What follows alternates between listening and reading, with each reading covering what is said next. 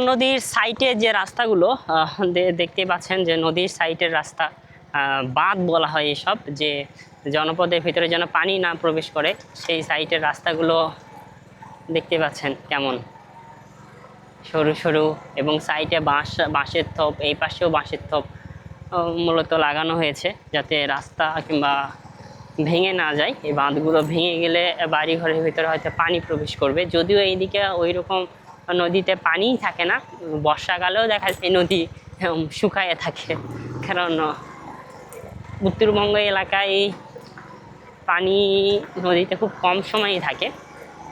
খুবই বন্যা হইলেও তাও দেখা যায় যে পরিমাণ নদীতে পানি থাকার কথা সেই পরিমাণও পানি নাই এই এলাকায়, কারণ এটা অত্যন্ত উঁচু এলাকা, খুবই কম পানি থাকে এই নদীগুলোতে। নদীর চেয়ে দেখা যায় যে বিভিন্ন যে পুকুর আছে পানি সেচ দেওয়া হয় সেগুলোতে বেশি পানি থাকে,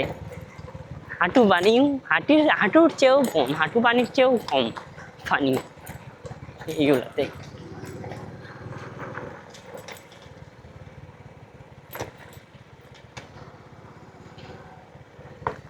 অনেক দিন পর আসিলাম এই প্রান্তরে, যাচ্ছি তো যাচ্ছি সেই মূলাধীনতরে। রাস্তাগুলো চলেছে রাস্তার মতো, তুমি কি আসিবে না এই প্রান্তর তরে?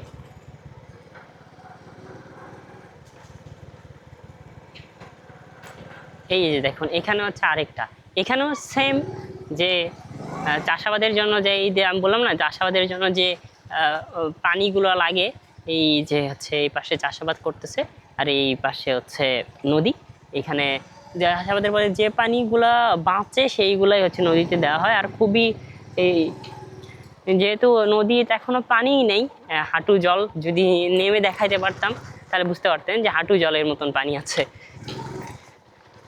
কিচ্ছু হবে না কারু। এই জন্যে বিভিন্ন সময় নদীকে বেঁচে রাখার জন্য মূলত পানির ব্যবস্থা করা হয়।